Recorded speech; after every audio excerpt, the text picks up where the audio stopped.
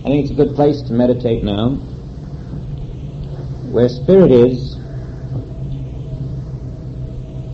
there is no opposite. Spirit is everywhere.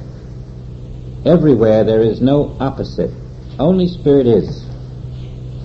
That is the name and identity behind every visible person, creature, object, animal, flower, tree, river, mountain, star, or sun. Behind every visible is the reality of it, which is invisible spirit. And that invisible spirit is all that is there. As the world mind brings forth these surface impressions which we call matter, we have been lulled into accepting them as reality. But they are but a shadow.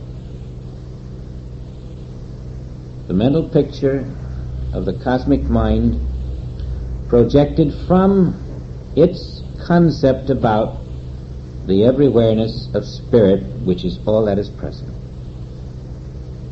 That shadow mind, that cosmic shadow mind, puts forth a shadow called the world. You are the spirit. And this is your kingdom. And you are the king in this kingdom. And you have dominion in this kingdom if you will live in it. And not let your mind be drawn into the world, except for amusement, to watch the TV images, to know while you watch them the spiritual nature of the universe without opposite.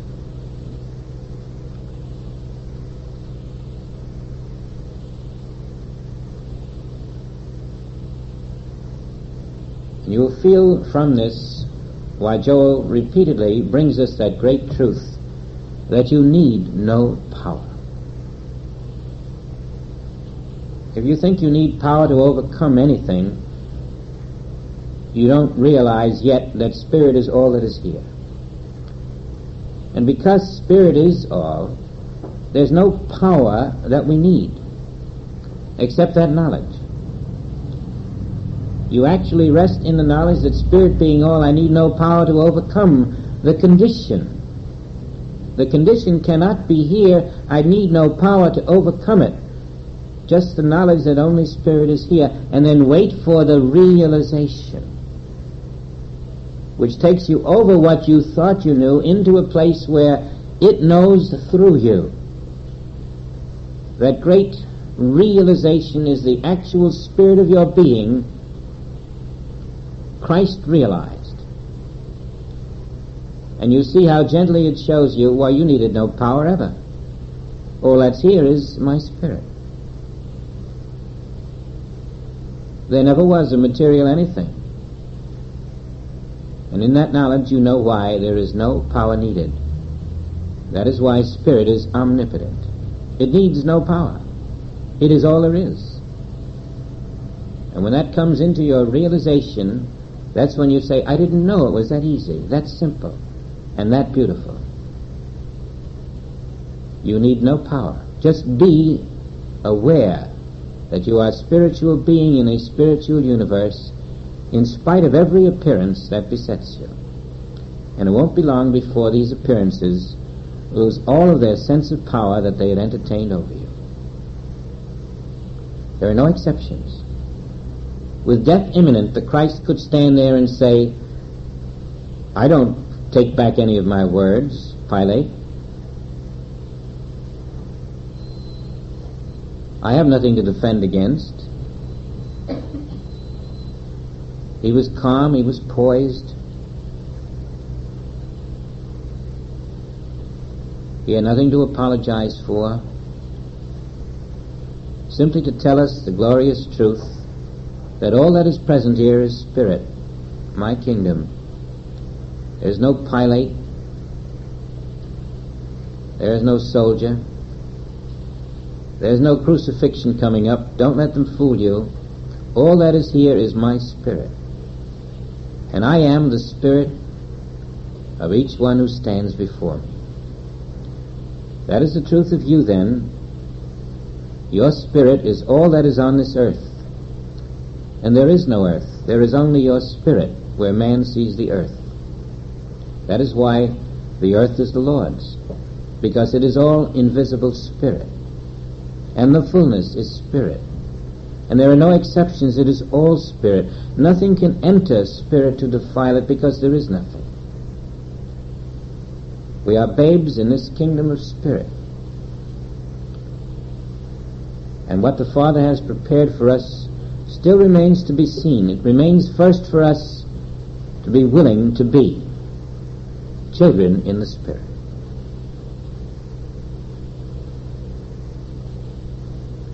And you'll find the power of the child is greater than any mature adult in the physical world.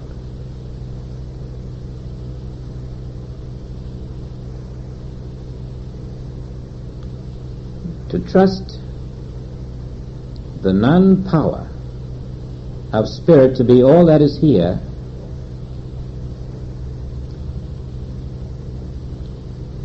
will enable you to react to nothing that challenges you. Because every challenge is a lie. It isn't there.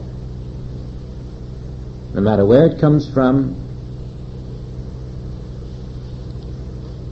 there is only one source that you recognize as being present, and that source is the every-awareness of spirit, which is you. And gently we rest in that knowledge without defense. There is no power needed, for only my spirit is present. You'll feel a turning within yourself.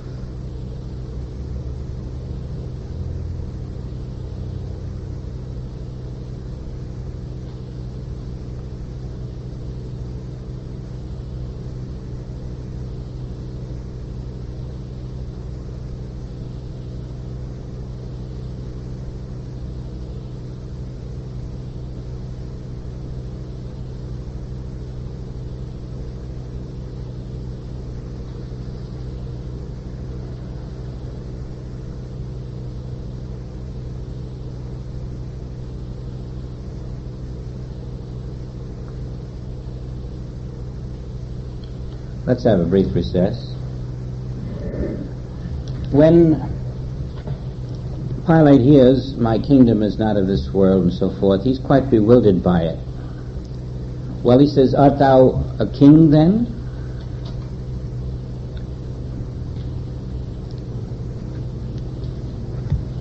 The reply of Jesus is, thou sayest that I am a king. To this end was I born. For this cause came I into the world. Now this is Christ telling us the purpose of Christ. This is your own self telling your soul your function, your identity, your purpose, your way of life. This is the inner disclosure of the Christ to the soul of all who listen. Who they are and where they are and what they are doing. To this end, this cause came I into the world, that I should bear witness unto the truth. He has just stated the truth. My kingdom is not of this world, but it is not from hence. It is here now. My kingdom is spirit. It is not matter. And I have come to bear witness of the truth, that my kingdom is spirit, and it is not matter. And I, being yourself, have come to bear witness in you, so that if you wish to live in the kingdom of spirit, you must surrender to yourself. You cannot do it with your human mind. You must accept the identity of spirit before you can live in the kingdom of spirit. And if you're not receiving the grace of the kingdom of spirit, it is for that reason. There are no mortal beings in the kingdom of spirit. There are no human beings in the kingdom of spirit. Grace only functions in the spiritual identity. And therefore, when you accept yourself to be spirit, you also accept yourself not to be its material opposite. Whoever seeks, then, the fruits of the Spirit must be spirit, and not matter. I have come to bear witness of the truth. The truth is that I am the self of every individual on the earth. I am that spirit which Rome cannot crucify. And I have come to tell you that you are the spirit that Rome cannot crucify. I have come to tell you that you are the spirit that no germ can crucify, that no disease can crucify, that no material condition can crucify. That spirit I have come to attest to as the presence of your own being. This is the revelation of identity and the omnipotence, the dominion of identity, the grace of identity, the allness of spirit, and the nothingness of all that is not spirit. You quickly identify anything in this world. Is it spirit? If it isn't, it isn't there. Look again and you'll see. Something is there you hadn't noticed. The spirit of being. You hadn't noticed it because you were looking through human eyes. In your spiritual awareness of self, you will begin to feel the presence of the spiritual nature of all that is around you. You will see why you've had an affinity to some and a lack of affinity to others. There were different levels of spiritual awareness there. You'll begin to feel that great invisible force which makes all unlike itself impossible. Everyone that is of the truth heareth my voice. Whoever is living in spiritual identity hears the voice of the Christ, receives impartation, is directed by the Christ. Whoever is in spiritual identity is under grace. Hearing my voice is being under grace.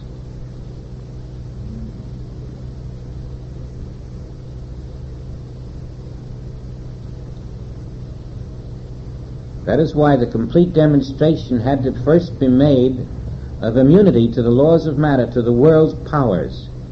And then the Christ could say, you have seen my immunity. It is your immunity. I have come to attest to this truth, that my immunity is because I am spiritual being. And I recognize no material world, no material power, no material person, no material condition. And therefore I walk through the world, and it cannot touch me. I walk through the world of lack and limitation, never concerned about tomorrow, because I am always the living now of spirit. And that which I am doing as the living spirit, I am prepared to do in you as you accept my identity as yours. So Pilate says, what is truth?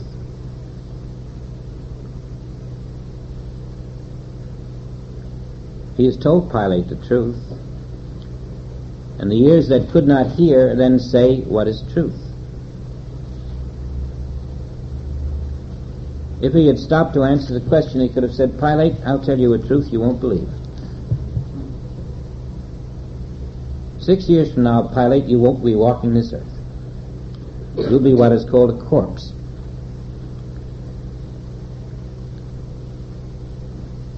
You're one now, but you don't know it.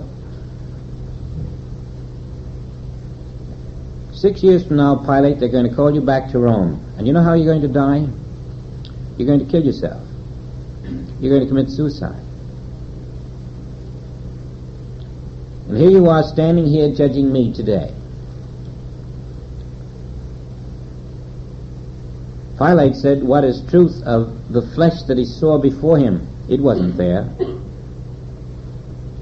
He couldn't care less about what truth is, because he then turns to the crowd and says, I find no cause of evil in this man, no offense in this man. But you see the point? The human mind admits it doesn't know truth, which Pilate did when he said, what is truth? I don't know what truth is. It's the same thing as saying, well, what is truth? Even though he doesn't know what truth is, he proceeds to act anyway. Now, he's not following truth if he doesn't know what it is. And so what is he following? He's following untruth. His question is admission that he doesn't know truth. And that's the admission that the human mind does not make. But that is the truth about the human mind. It does not know truth. And not knowing truth, it proceeds to act anyway. And so its action is not based upon truth, just as Pilate's. Truth would have been, this man, if he's innocent, which I believe he is, as Pilate said, well, then he should be dismissed and released. But the human mind says, well, he's not innocent, but what of it? We have to do the wise thing here. We have to please the high priest. We can't, get him against us. In fact, all the while that Pilate is making his decisions, he's got his eye on his job. Rome has been very, very angry at Pilate. He's been sort of a boob on the job. He's stumbled and bumbled, and he's made mistakes. The way he finally commits suicide is, the word gets out that there's a prophet in Samaria. This is 6 years after the crucifixion. And that this prophet says that on the top of a mountain in Samaria, Mount Gerizim, buried at the top of the tablets of Moses. And not only that, he's going to dig them up. And they set a date, and the crowds come. They're all chanting hymns and psalms. And what does Pilate do? He thinks this is terrible, so he has the soldiers planted around there. And when they tell the people to disperse, there's a sort of a bloody massacre instead. Gets back to Rome. Next thing you know, they call Pilate back. They tell him he's an irresponsible governor. He's got into so many different predicaments that could have been avoided if he had just used tact or some kind of common sense. And he's deposed. He's just taken out of his job. In fact, he's banished by this Caligula. And in that banishment in Gaul, he commits suicide. 6 years after the crucifixion. When he said, what is truth? Christ Jesus could have told him all that. He could have told him many things. But none of them would Pilate have heard, because the human mind is closed.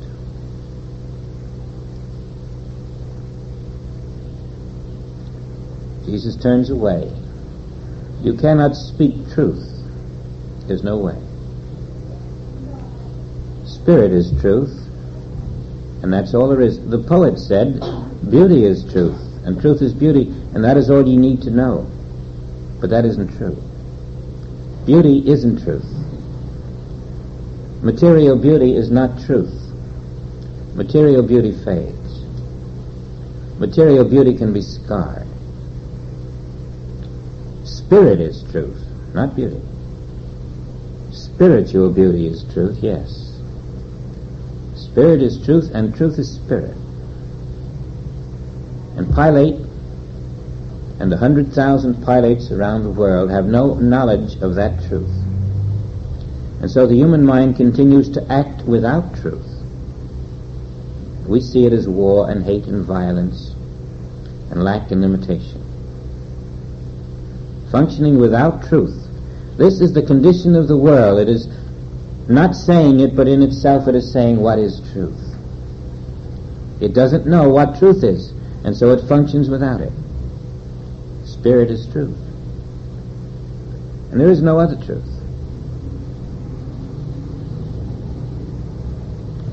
Pilate now turns to the mob.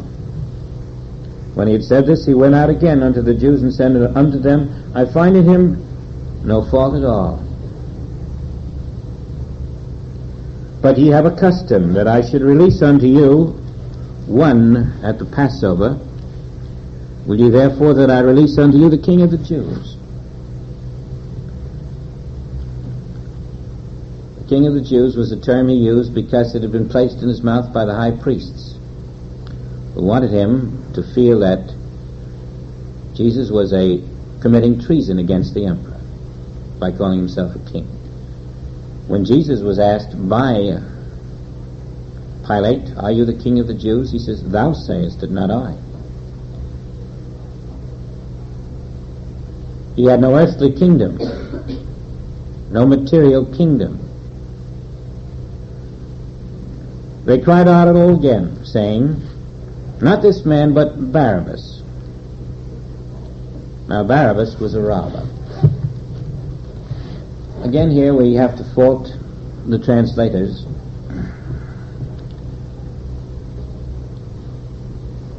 The beautiful symbology here is lost in the English translations of the Bible.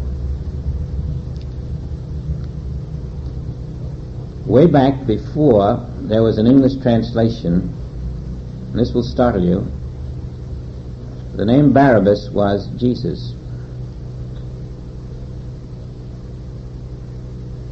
And Pilate said, "Which Jesus will you release? This one or that one?" They were both named Jesus. The church fathers got a little squeamish about it. They changed the name Jesus to Barabbas in one of them. You won't know this unless you can get hold of some early Greek editions of the Bible. And so when they named Barabbas Barabbas, they were true to the meaning of the word Jesus. It means Son of the Father. That's what Barabbas means. And when you pursue that a little further, here's what comes out. It isn't one word, like it's printed in the King James Version and in many other versions. It's two. B-A-R dash. Bar means son, and Arabbas means of the Father. Son of the Father. There are other, Bar Jonah, son of Jonah. Bar Joseph, son of Joseph, and so forth. And so it was brought together or elided, and it became Barabbas. But it meant son of the Father. And the symbology is, which one shall I release? Which son of the Father? This one or that one? And so when the crowd made a choice, release Barabbas, they were saying, the Son of the Father who is named Jesus, don't release him. The Son of the Father who is named Barabbas, release him. You see, there's only one Father, the Divine Father. And that which is not the Divine Father is the devil. In the releasing of Barabbas, they're releasing the son of the devil. When you will not release Christ in you, you automatically are releasing the son of the devil. We are each given a choice of heaven or hell. If you accept spiritual identity, you are releasing Christ. If you do not, you are releasing Barabbas. Son of the devil is the human identity which is controlled totally by the world mind. That is Barabbas. And its correct pronunciation is Bar-Abbas, son of the devil father, not son of the divine Father. When we do not release Christ in ourselves, we are that Barabbas. And that's why it says Barabbas was a robber.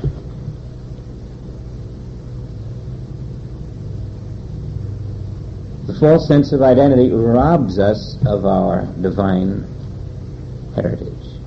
Every quality of the Father, then, is present in you now, awaiting only your acceptance of Christ in you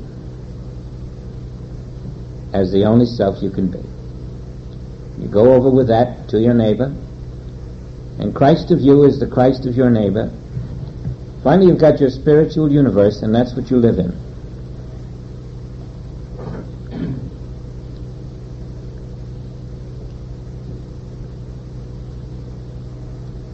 The denials of Peter were possible because he had not yet reached the will to live in the Spirit.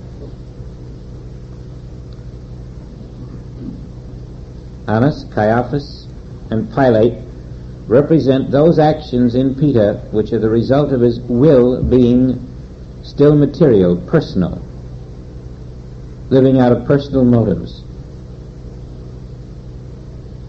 Now then, if your will then is to live as spirit, you'll find everything will fall into place, your identity being established as the one anchor of your life, your understanding will flow from it. The pathway to grace is the pathway to spiritual everywhereness accepted.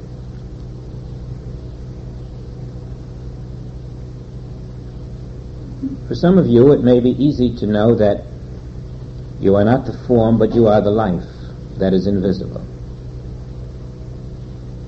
Always Christ was the life, not the form that men saw. The life that is invisible is you. And if you hold to that, you'll find you're living in your spiritual identity. The form that appears is just the automobile used to get around in. The life is never touched by the mob. The life is never touched by world thought. The life never has a tumor. The life is never sick. All illness is in your mortal sense of self, never in your life, only in your form. Just as you are spirit and not matter, you are life, not form. And this form comes under the dominion of life when you live as life. Now, if you've read Joel's chapter, I think I have the book here.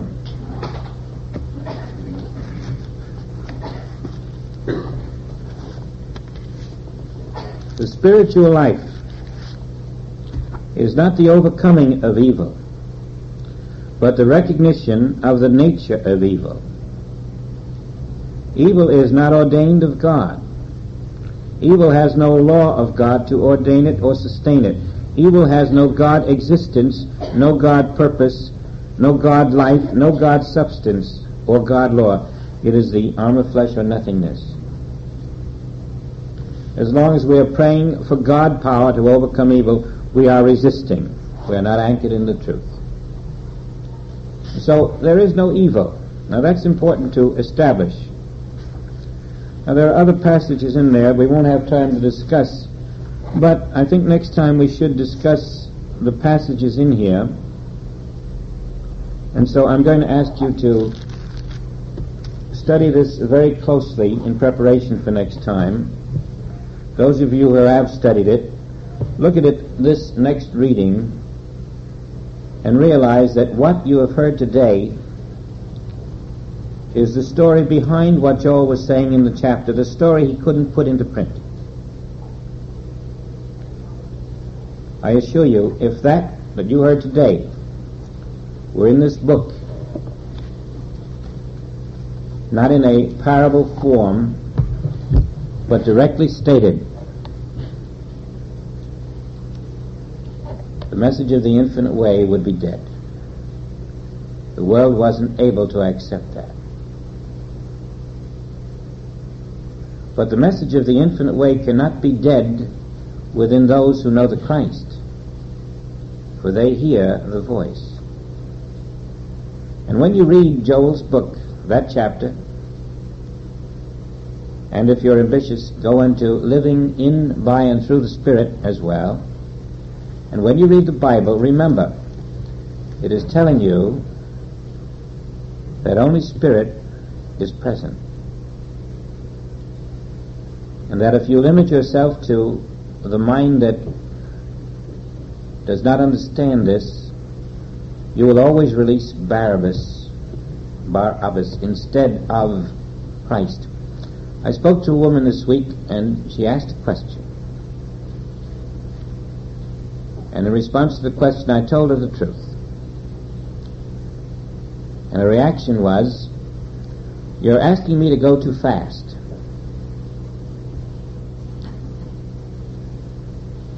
Now, I'm not asking anyone to go too fast I'm finding out who's ready to go that fast. Whoever isn't ready to go that fast is not accepting the message at its present level. We must go fast. And we cannot say, my mind has to sit here and linger on these things and decide what I want to accept and not accept. That's putting the mind there as a block. The mind has no rights. Only the Spirit is present, and that's very fast.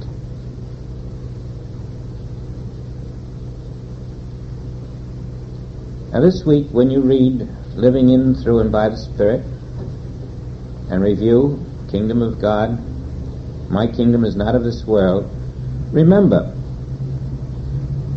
the kingdom which is not of this world is within you. And the kingdom within you is your spiritual self. And your spiritual self is here. It's not tomorrow. Now then, if you're living in your spiritual self, isn't it like planting a seed today? If you plant a seed today, what comes tomorrow? You get the flower, or the tree begins, something takes root. How are you going to have the tree tomorrow if you don't plant a seed today? When you're living in your spiritual self today, isn't that going to take care of tomorrow? Isn't that the meaning of sowing to spirit? Living in your spiritual self today. And then the fruit from the tree becomes what happens in the material world tomorrow. It's the evidence that today you lived in the Spirit.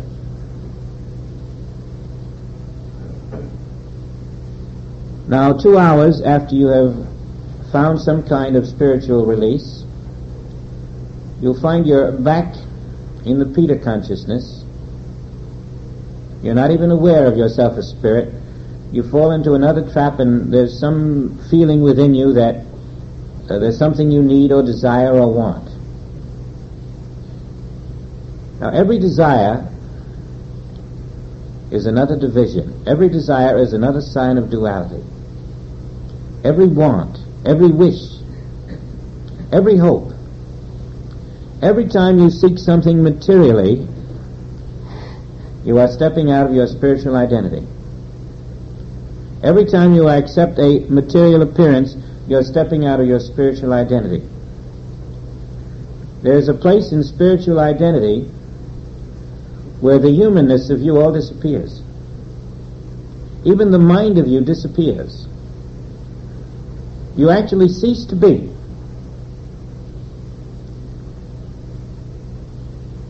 And when you reach that point, you'll know you have found yourself. Where you totally cease to be, and yet there is a consciousness. It's not conscious of form. It's not conscious of condition. It's not conscious of the day or the time. It's not conscious of the place. You cease to be as a person.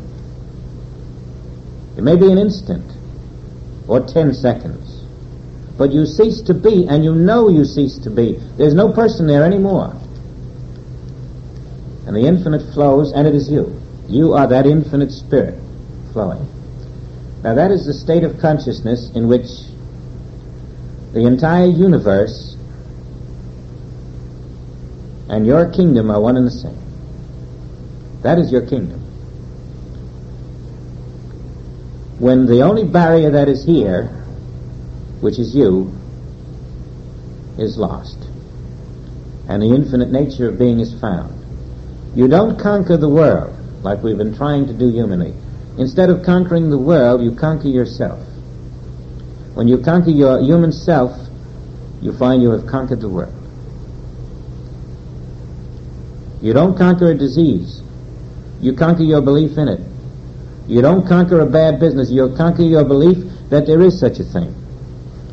Always the perfection of spirit without an opposite present is your living consciousness, and this is conquering the human self. What is truth? The truth is that you are truth. Your spiritual self is the only truth.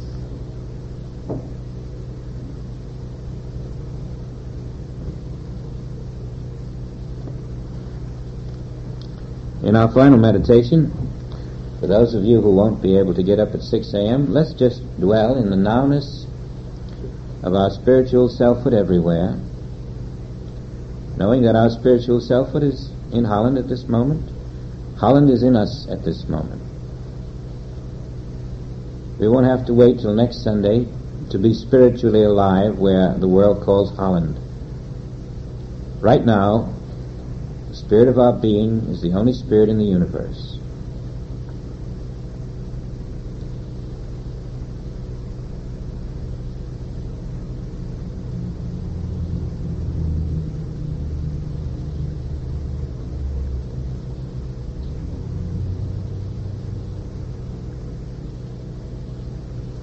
We are the living spirit of all those who will appear in Holland at a meeting.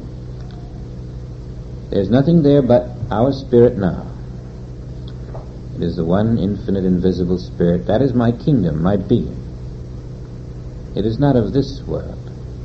It is all that is present. And when there ceases to be an ocean between us or forms between us, and you feel the nowness of your being, to you Holland is here. The one invisible spirit, present everywhere. And the law of that spirit is the harmony of being.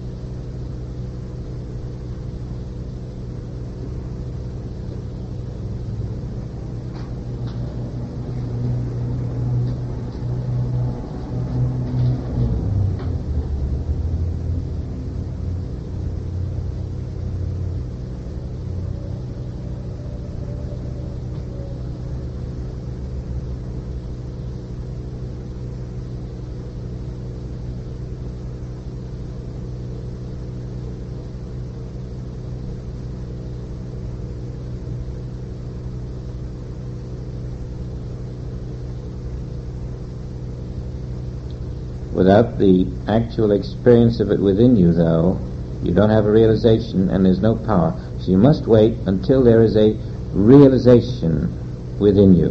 When you have it, you will know that you have attained the contact, the dropping out of humanhood into the spiritual self. And then the power of self must manifest.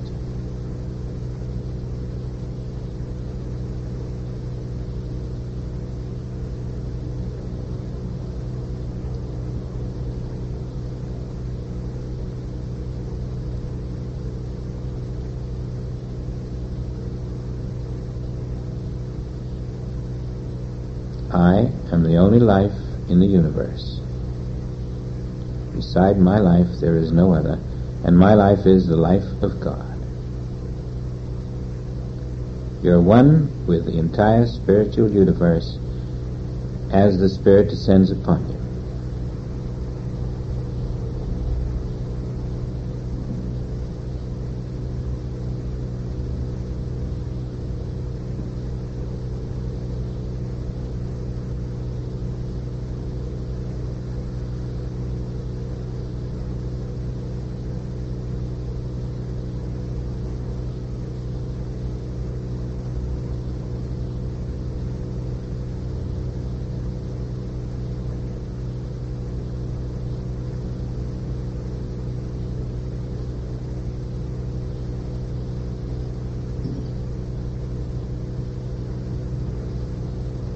It is done. Thank you so much.